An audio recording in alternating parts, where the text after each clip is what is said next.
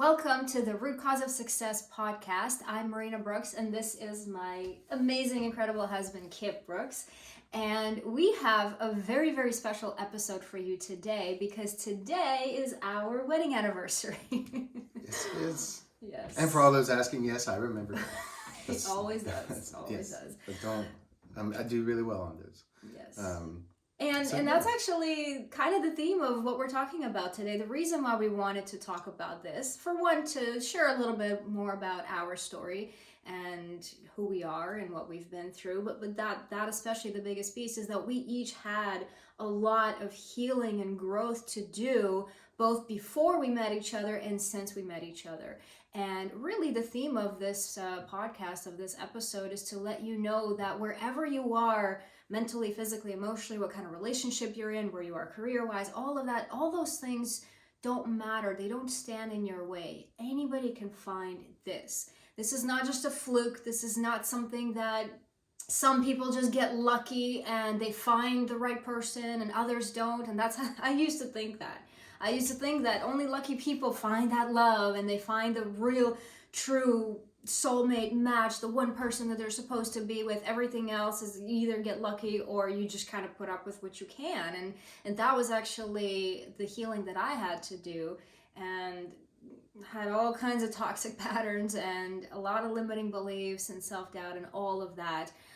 And again, we're here to share with you that it is possible, and not only give you words of encouragement and inspire you in that way, but give you some tips as well on how to actually do that. The things that we did to show up in each other's life, and the things that we've worked on since as well. Yeah, even the things we shouldn't have done after we got together, but we did, and it was part What do of you it. But mean? that's I part don't know of what the you're journey. talking about. Do you remember now? Yeah. So, yeah, and we didn't plan any of this. You know, obviously, it is our anniversary, and then what? 2 Couple weeks. of weeks, It's Valentine's Day. Yeah. So we actually had totally different stuff planned, and then it's like, no, we have to mention our wedding anniversary, and then it was like, okay, well, we might as well talk about some things that involve relationships, at least in the first part of this month. Love, right? It's February. Yeah, So. the shortest month. What a bunch of crap. So that's one thing I want to address as well. The why is this important? It's most people put so much attention and time into the perfect date or the perfect getaway or the perfect wedding and honeymoon and all of that stuff. And then the rest of the relationship that's not commercialized and marketed for, the rest of it is just completely on autopilot. And even finding that partner is oftentimes just left on luck and, luck of the universe, and just, oh, it's not in the stars. I didn't get my person, or, whatever. And that's how at least 80% of people are doing it, if not even 95% or more. And that's, what we were doing very much in our past, until we actually, not too long before we came together, we had actually both changed our strategies and really learn more about what we were doing, and we're going to talk about that as well. And I love hearing our clients' stories when they found their soulmate and they've done the work and they went from being in a toxic relationship, or it doesn't even have to be toxic, it just unfulfilling, and they're like, yeah, this is just not right, and I'm not sure, but I think there's something better out there. And when they do the work, and it's one of my favorite topics. I love talking about it because, again, the reason why, because for me, this was such a big, huge transformation. The area of love and relationships has been the most wounded, broken area in my life. And this is the place where I struggled the most and hardest out of all other areas of life. And for a very long time, I never thought that this was even possible for me. Yeah, and oftentimes too, our relationship and how we show up in it is how we, the relationship we have with finances and career and purpose and all of that. Like it's the most important relationship in our life outside of the relationship with ourselves, and it's also a reflection of that as well. It's all interconnected. Yeah, and even if you are in a relationship, you know, the dime doesn't stop there. You know, the work continues, and I love working. Yeah, I love working with clients who are single and helping them and getting aligned with attracting someone they're really happy with in a relationship they're fulfilled with.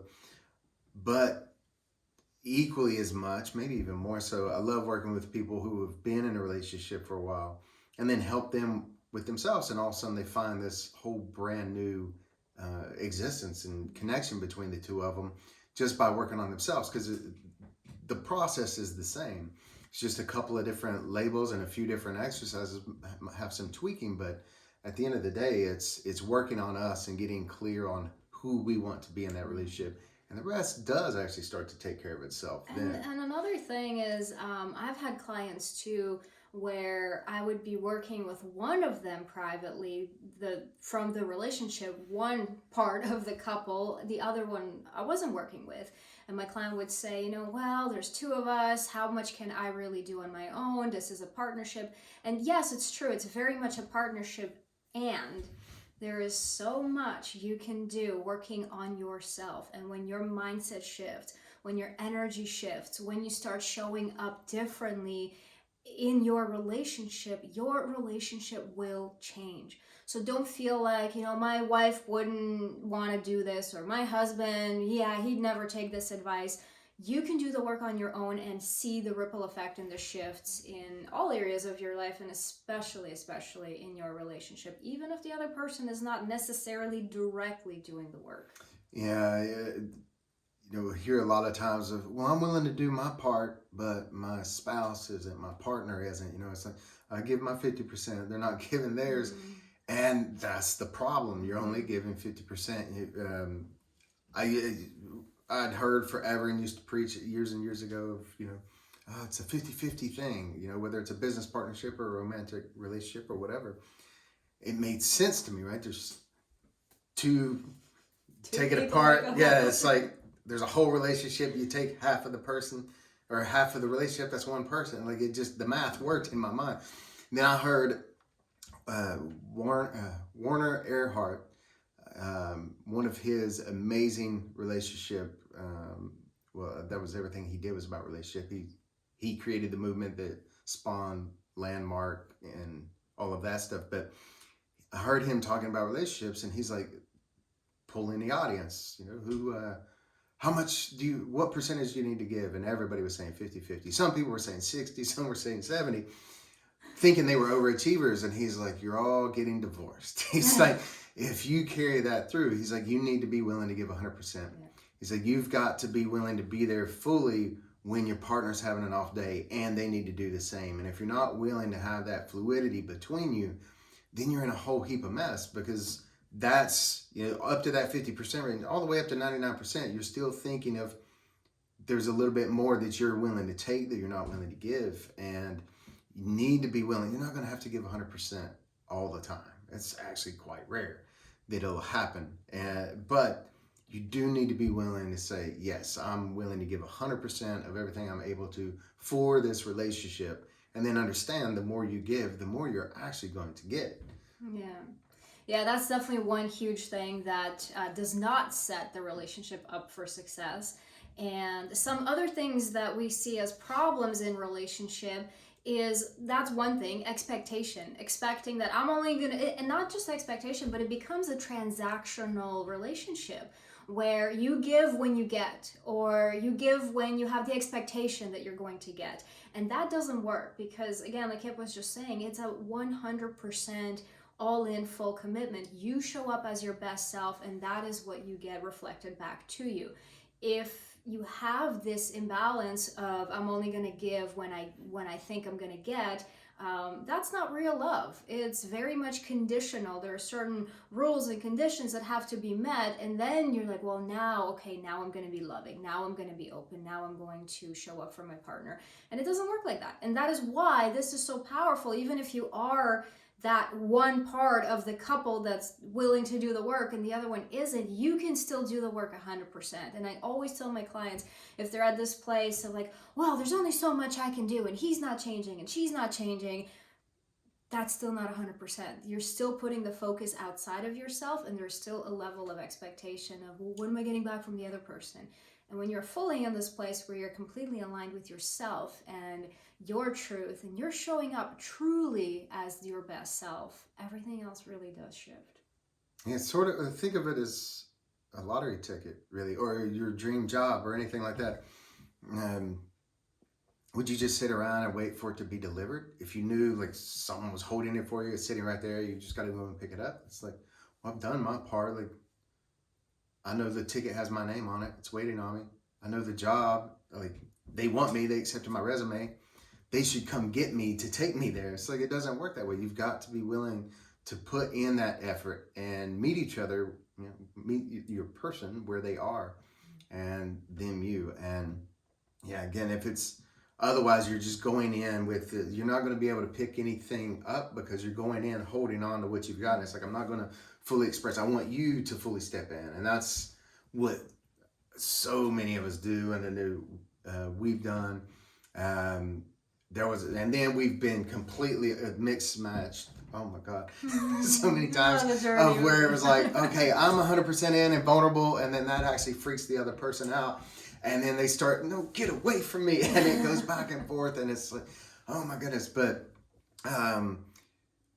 when establishing that, that just space, that sacred space of, okay, coming up, we'll get into the how more later, but there are ways to go through it, because in many ways, like ours was almost a horror movie starting out in some ways, like as we figured out the journey. It started out really great, and then as it got to places, it started triggering baggage. And that's one thing that the real stuff started showing up. Yeah, people aren't aware of, like, oh, I want to grow into this growth-minded, conscious, different level, mind-blowing relationship where we're always growing and working with each other and blah, blah, blah, and just be such a conscious couple. That's like, that it can lead to some of the scariest, most painful moments, because that's when your mind, the universe, everything's like, okay, well, if this is what you want, there's work to be done. Now we've got healing to do so we can continue to grow that. And we weren't ready for it. I'd kind of heard rumors about it, but nobody had ever really told me. I didn't start learning about it until we'd already experienced it. You can't hear about oh my it. God. You can't be prepared. It's only when you're there and you go, oh my God, okay, that's what this is like. And the other side of what you were talking about, showing up not as 100%, it also shows up as lack of self-worth. And then you think that maybe if I do more, maybe if I'm good enough, maybe if I do this, maybe if I do that, and you're trying to earn this love, which again feels like transaction. Maybe he will put in 50%, but I will put in 70%, and then he'll really love me. And this is, then I will get my security and my commitment and the things that I want out of this relationship. And that doesn't work either. So again, you got to get yourself to this place of being healed, whole, 100. And actually, I wouldn't say 100% before you meet the person, because that was one of my limiting beliefs. Is I was living at home with my parents because I had just moved from Canada to the United States. I was living in California. I was on a student visa, so I legally did not have the right to earn an income, so I was staying with my parents. And I thought, who would ever want to date me? Who would want to be in a relationship with me? I'm 30 years old, living at my parents' house, a single mom, no income, and I was just starting to build my business, and those are really the things that I believed were going to hold me back, and they didn't. And that's the thing, that as long as you're doing the work and you're cleaning all of the stuff in yourself and you're healing yourself, you can find the right person at any time. And if it's the right person, they will walk the path with you, which is exactly what you did. And it's about finding someone who sees you, or sees and loves you for who you are, not what you've done or necessarily what you're doing. It's seeing that true, authentic you. And we had met in a place where that's what was coming out. It was, we actually met at a training, at a seminar, which was one of the big things on my list, was personal development, junkie like myself, and hers as well. So we met in that space. So it was much different. I don't know what would have happened if we would have met randomly on the street, but Definitely not that, I'm guessing. Well, we were still Not doing what the work, happened. so it was still there. Yeah, we both had actually sworn off relationships. Well, I had set the date that I'll be single forever after this event. I was like, if I don't meet by the time we get back, I was talking to some friends. It's like, by the time you see me again, when I travel back and you pick me up at the airport, I'll be single for life from that moment forward. And I'm going to be working on my purpose and on my goal.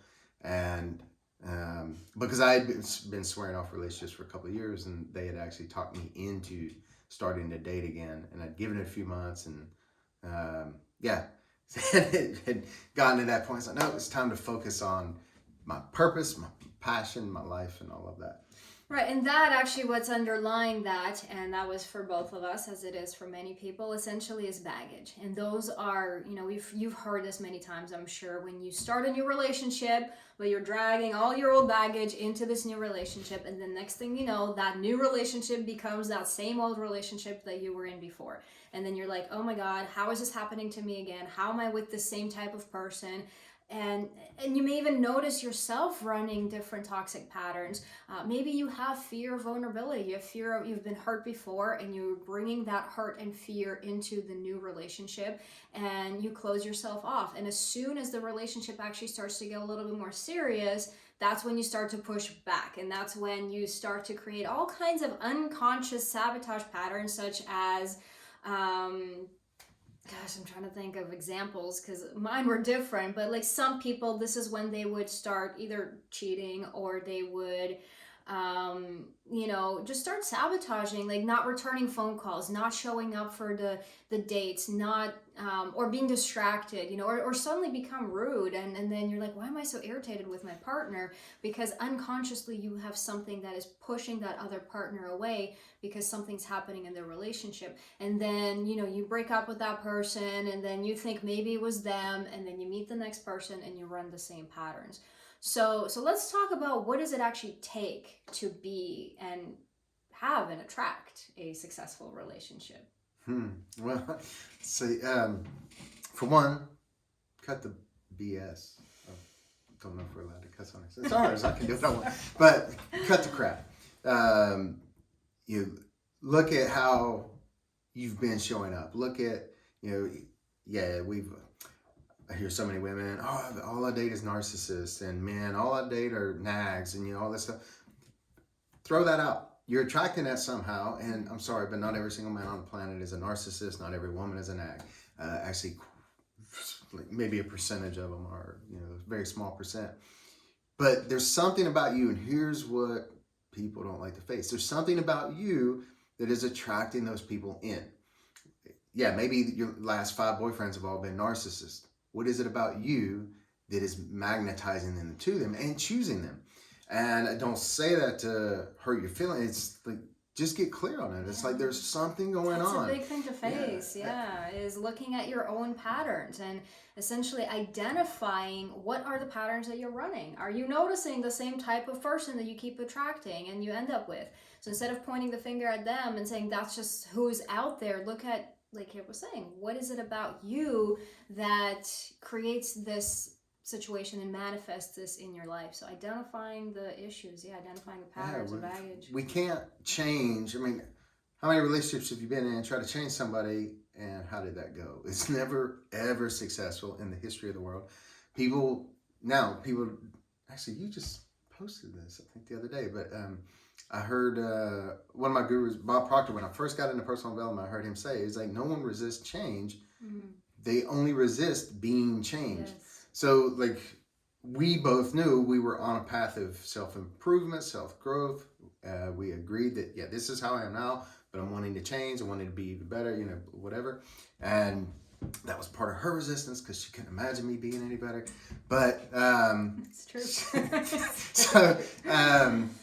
But it's that, having that agreement and realizing that you're not going to be able to change anyone else. And Dr. Wayne Dyer, probably my all-time favorite guru or whatever, had said, he's like, and I'm going to butcher the quote like I always do, I'm magnificent at that, but he said, he's like, if you're blaming everyone else for your problems, you've got to wait for the whole world to go get therapy before you're allowed to have a happy life.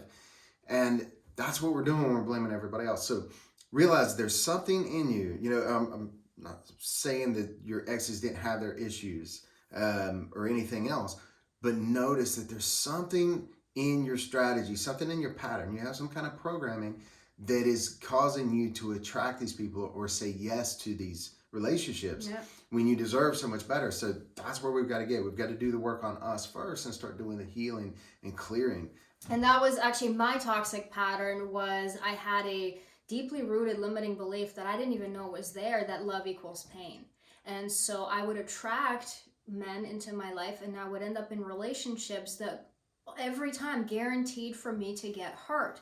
And I remember I had a friend, we were friends in high school, and she would have these like 2-3 year long relationships with this pretty great guy, and then the relationship would end and they're like, yeah, it just didn't work, we weren't meant to be. And then sometime later she'll meet someone new, and I was like, can people even do that? Can you break up and not be like completely ripped apart? Because all I ever knew was heartache, and that is not something that I could even fathom. How is that possible? So that was my reality. That was my toxic pattern, and I continued to live into that. So I continued to attract men who were abusive, who would not respect me, who didn't value me, and who essentially created this reality for me, because that is what I was putting out into the world, and that's what I was getting back. So the next thing that I did is actually do a lot of very deep release work.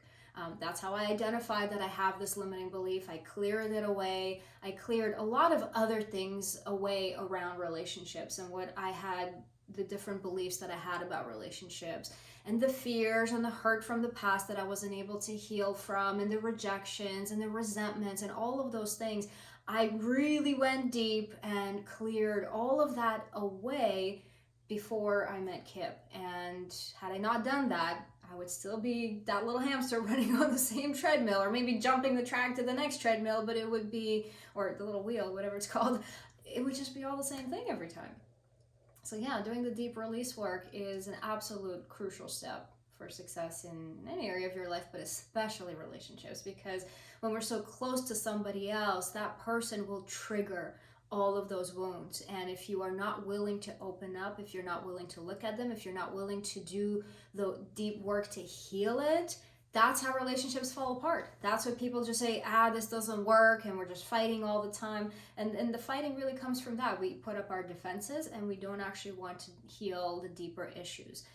So that's a very big tip for success. Yeah, then after that, it would be, because once we clear the baggage, we get a lot more clarity and what we want, where we're at, where we're going, like every detail. It's just, the fog has been lifted. And to use the cliche term or whatever, anyway, so then sit down and make a list. Now, we both actually had very detailed lists, and there's pros and cons to that, because it takes out some of the mystery and some of the fun, because you're like, well, I already know everything about you, because like I wrote you out here in several pages. Yeah, it's like I custom ordered you from the universe vending machine. But at least, and a lot of people don't know what they want. So if you don't, awesome, just look at what you absolutely do not want, and then turn around 180 degrees, and somewhere there lies a clue. But come up with your list of 5 absolutely must-haves and 5 no way in hell can I put up with this. I can't be with anyone who's smokes, and I don't want a man who his whole life revolves around sports all weekend, and I must have a woman who's into health and fitness and personal development or whatever, because that was one of the things I loved, was personal development, self-care, and psychology geek like myself. And that's actually where we met, was a training for that stuff. So just come up with what are the deal breakers? Absolutely not. I cannot bend on these. My values are this, and I can't have someone who's any different. And same, it's and I absolutely must have this. So you guys can have your own different hobbies, but also is there stuff you do together? And the more clear you get on that, the easier the path is, because once I created the list, I found myself with a lot less repeat dates. Once I actually committed to the list, Because up till then, like, I would always get asked on second, and third, and fourth dates, and I was just like, yeah, why not? Because it was that autopilot thing, and it's like, yeah, it's fun and it's great, and who cares? And what so many of us do, it's like, well, it's more fun to go out with someone and be on a date than be alone. So yeah, let's go. And then once I had created a list and actually got clear on it and committed to it, then it was so much easier. Like within sometimes minutes of a date, or sometimes I'd stay for several hours to figure it out. But it was like, yeah, they don't fit the list. And I was very easily, very kind in how I was able to project that message. And it always went over well. Because one of my habits was the protector and like the rescuer. That's actually part of what I was still working on when we met. And that's kind of what brought me into this relationship. Not all of it, but a small piece was still there. But I was able to start putting up that boundary early on with others, because I was like, no, there's way too many check marks on the wrong side of the list and not enough on the other. Nope, it doesn't work. And I could say that, and we parted as friends every time, which was and you're saving the other person so much heartache too, because you may be thinking, yeah, this isn't fit for me, but let's see. And the other person may be developing very strong feelings for you, and they're already thinking commitment. And then 6 months later, all of a sudden you pull out the card of, yeah, this doesn't work for me, and they're completely blindsided. So the sooner you can identify that, and the sooner you can do that up front, you're saving everybody heartache. After one day, to honestly, with integrity, authenticity, from your heart, to look at the person and say, I think you're great, and this just doesn't fit with what I'm looking for in a relationship or in a person. And of course, you say that with love and grace, and you really do practice and kindness. Coming from the heart with that, like that person will pick up on it.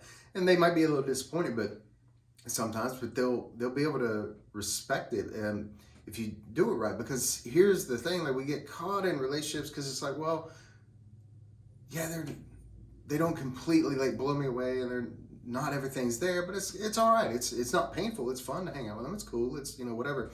And then before we know it, yeah, it's 6 months down the road, and then you went out, or it's still not really lighting you up. And here's the thing: if they're not that person for you, then the way the universe works, law of polarity, you're not that person for them. Mm-hmm. So you're leading them on as well, and keeping both of you from the relationship you really want. I was actually on a date with someone once, and they told me they loved me. And for the first time, I was like, this is about to get awkward, because I was like, and I had to tell them, that's, I honor that. I appreciate that. And this is not it for me. Actually, like, we're done after this. And there were tears and other things, but actually she moved on quite well, because she's like, I really appreciate that. Because usually guys would use what I just said to go further and lead me on and take advantage of things and move on. And I was able to come from a place of authenticity, and the integrity of it actually made it harder for her to not pursue a relationship with me. But she understood it, and she moved forward. She said, God, why can't everybody be that honest and straightforward and still be kind? And you're essentially taking up the seat of their person and their soulmate. Absolutely. So you're getting all cushy and comfortable in a temporary seat, but you're also taking up somebody else's spot. So that's another way to look at it and to keep that in mind. And the next thing is so once you get really clear on the type of person that you want to be with, I would say go as detailed as you can. And, get super clear, write that list. It makes it so much easier. Like Kip was saying, after a date or two, you can decide if this is the right person, if it's matching and you can continue forward, or if it just isn't working. Not even is working, but it's not matching, and you know that there's no potential to move forward, and you don't waste their time, you don't waste your time. The next thing, once you get that clarity, is to get into energetic alignment with it. And that's what I did. After I wrote my list, I would almost have like this little ritual where I would light a candle, and I would look at my list, and I would look at the values that I wrote that I have to have in the relationship, that he has to understand and appreciate, and maybe not necessarily have the same value, but I need my values met in the relationship. and got really clear on all these things. And I would just light the candle and I would close my eyes after reading the list, and I would feel in my body what it would be like to be in that relationship, to be with that kind of person. I would visualize the things that we would do together, his arms wrapped around me, and then the activities that we would do. For me, something like Kit was saying, personal development was very important. So I would visualize us going to different trainings and seminars and all of that. And I would see, hear, feel all the things that I want in that relationship. And I would get into energetic alignment with that. And that is so important, because it's like tuning up your antenna, and then you meet someone and you're like, oh man, this is off, this is, I don't know, just something doesn't feel right, even though they look like a really nice person and they're great and they're funny and whatever, and like maybe some qualities that you like, but energetically in your heart, this just isn't it. And that is so important, because this becomes like your radar. And also when it comes to energy, very important is to clean your energy up. And this is a tough one. A lot of people will do the work and they say that they want to be with a certain type of person, but then they would have what's called energy leaks. And they're like, oh, I'm just going to date this person just for a little bit because it's fun.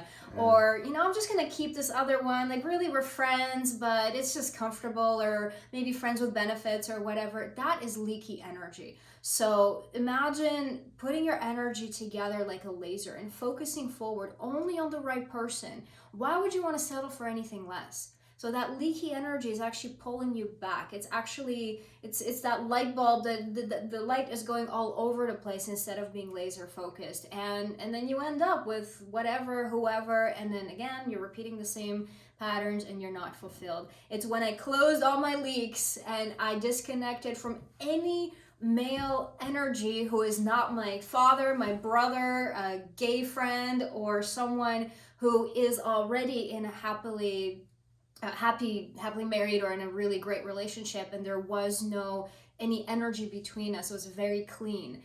Those were the only men that I allowed in my life. And I remember even when we met at a training. Everybody was going out for drinks afterwards, and I was like, no, not interested. I don't want to be going out and hanging out with people. Even with you, it was a little bit like, hang on, let me see. But yeah, when it's clear, it shows through. And that, like, getting in alignment with that. I remember the first time you held me in your arms, and it was just like, this feels like home. And it was such a settling feeling, like not settling, but like grounded feeling. It felt like I've arrived. This is home. This is the place I've been looking for. This is not like this crazy buzzing of like, oh my God, the world is shaking and everything's on fire. Like, it wasn't that. It was a coming home. And it was such a clear, grounding energy that it was just it. Like, I found it. And it was there. I mean, there's a lot of things for us to still work through, and fears. And it was like, oh my God, is this even possible? Is this real? Can I really have this in my life? Because I've never experienced this before. So let me, we had our own little sabotage patterns pop up at that point.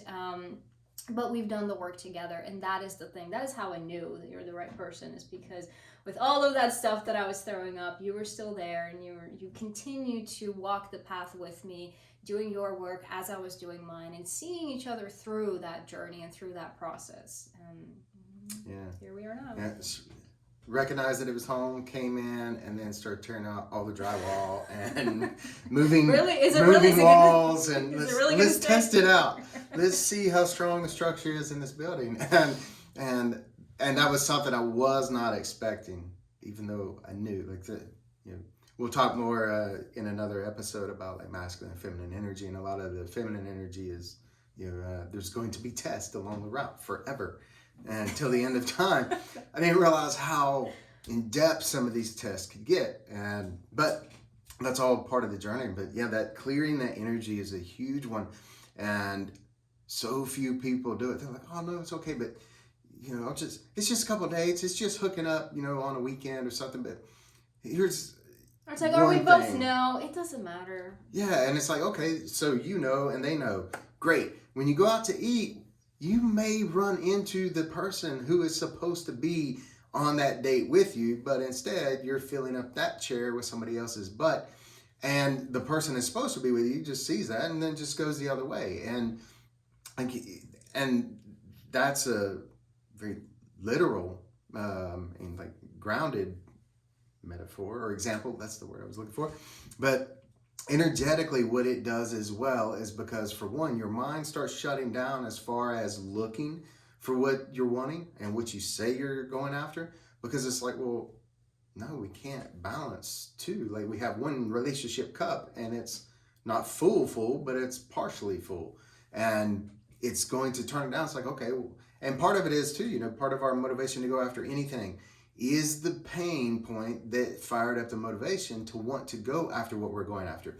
If you're with someone in a relationship, just the Band-Aid that's keeping the, numbing the pain enough, then you're not going to go after fully what you want. It's how our unconscious mind works. It's like, I've got this.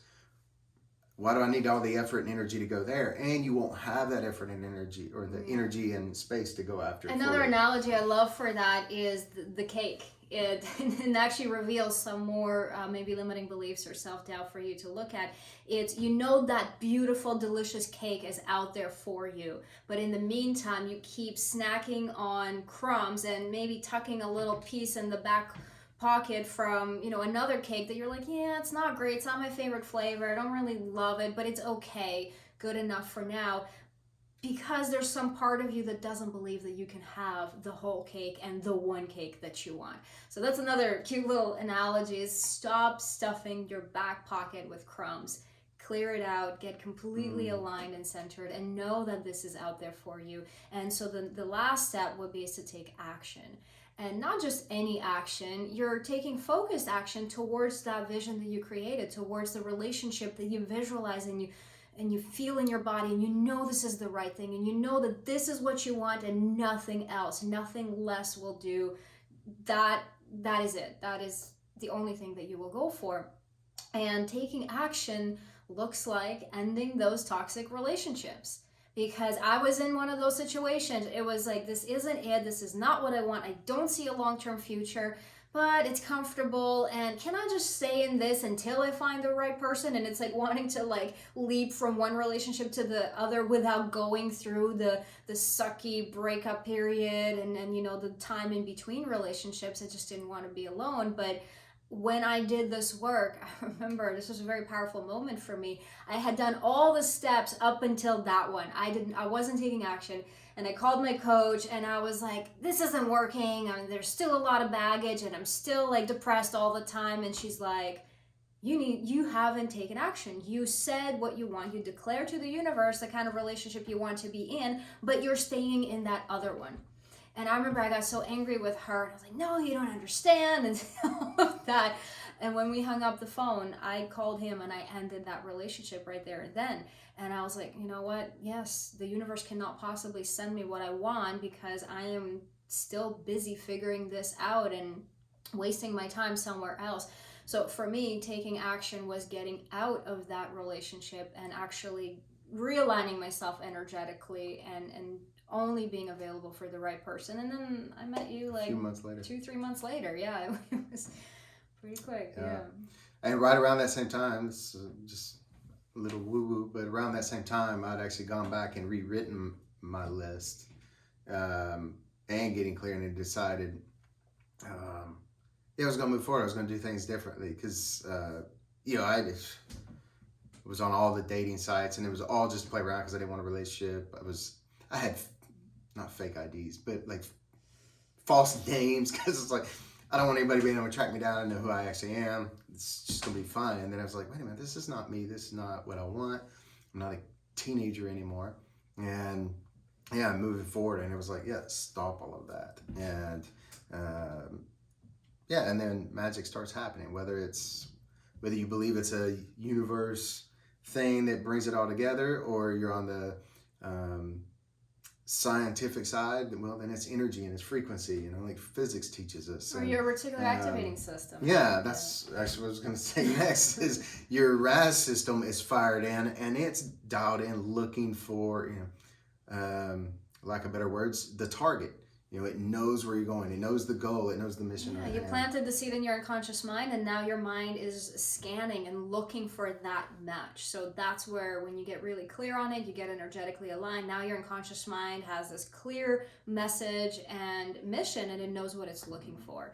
and your habits. And that's something too about being in one of those relationships that's like, oh, it's good enough, just until somebody shows up. Well, you're not going to go into that relationship 100%. And if you do, you're really messing yourself up and possibly the other person. But you're not going to, because this isn't the one. So you're not going to go in 100%. So you're going to build a pattern, a strategy of not going all in. So then when the relationship does show up, you're not going to go in all in there. And again, something else about that is, you think of your relationship like basically having, a one-car garage or one parking spot.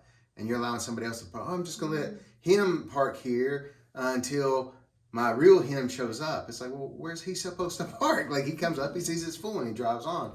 And so, just see it that way. Like, you're really holding up a space of not just you, not just the person you're with, but 4 people total, plus, potential friends, kids, all sorts of stuff, depending on how far you want to take this ecology. But you're holding up a space of you and your person, and also the person who's filling the spot, the placeholder, and their real person.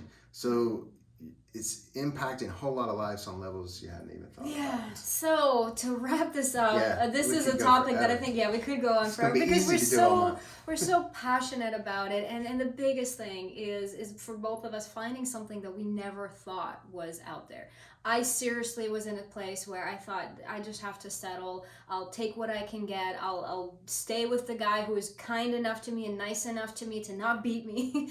And I'm laughing, but it's not funny. And so I didn't believe that this was possible. And when I found it, and when I have coached other clients through it, and the stories that we hear from them, and even our story, like, it's so inspiring. And that's why we went a little longer today than usual.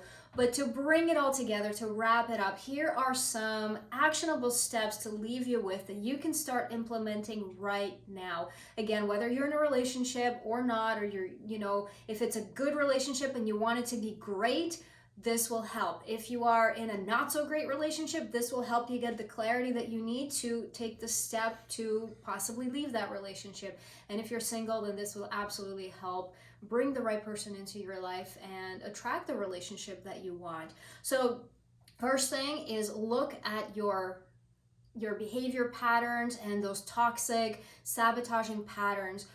Pay attention to any thoughts, any feelings that you have around love, around relationships. Like, really take the time, maybe even sit with yourself, get into meditation, journal some of it out. Like, just dump it all out of your heart and see, what do you actually feel and believe and think on a deeper level about relationships? What do you deserve? What do you think you can have? What do you think, like, I had a belief that marriages don't last, that, almost everybody gets divorced, so kind of what's the point? So that's something that I needed to clear away as well, on top of all the other stuff.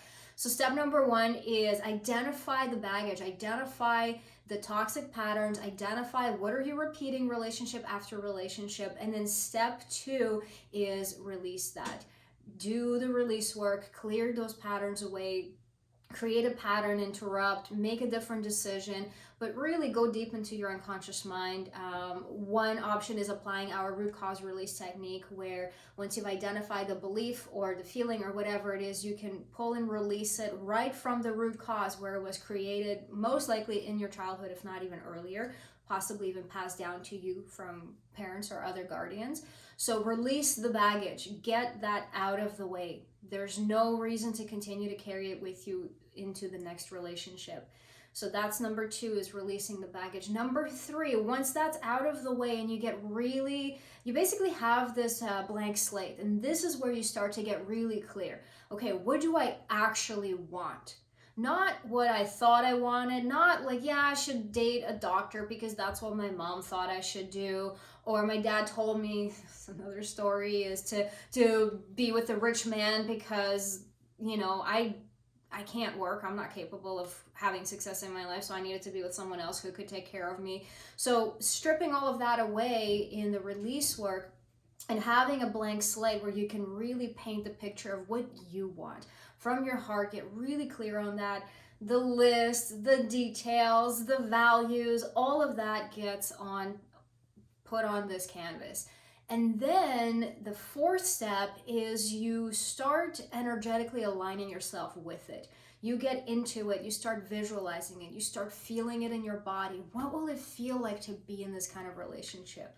What will it look like? What will we be doing? What will I be hearing this person say to me? What will I be saying to the person back? What will I be saying to myself in my own head? So really creating that vision, and like to the point where you sit there, you close your eyes, you visualize, and you feel goosebumps through your body, or you feel energy rushing through your body, because like it's that aligned and it's that tuned in. And then the fifth step is taking focused action.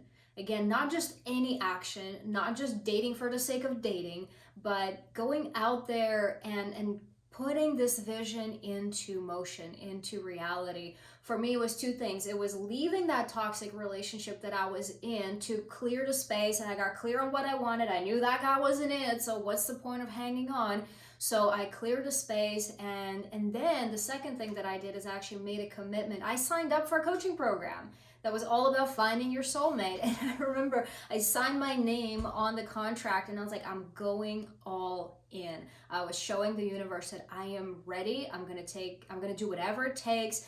And one of the first tasks was clearing your energy and disconnecting from all other male energy. And I did that, and like a month later was when I met you. So that was me taking action. That was me showing up and saying, I got rid of my baggage. I got clear on what I want. I got all into energetic alignment with it. I'm ready. I'm here. I'm ready to do whatever it takes. And it was really shortly after that we met. Yes. Yeah. So, yeah, again, to wrap up this extended edition episode, I guess we could Anniversary edition. Anniversary edition. Our anniversary, not the podcast. We'll celebrate that later. Yeah, that'll be next year. Thank you guys so much for all the support, all the love, all the feedback, and for celebrating with us today at this. And we'll go more through this, more deep into some of this stuff in coming episodes, as always. And any feedback or any questions or anything you'd like to hear about, as always, just reach out to us and let us know. And until next time, I'm Kip, and this is Marina, and we are the Root Cause of Success podcast. Thank you so much for being here.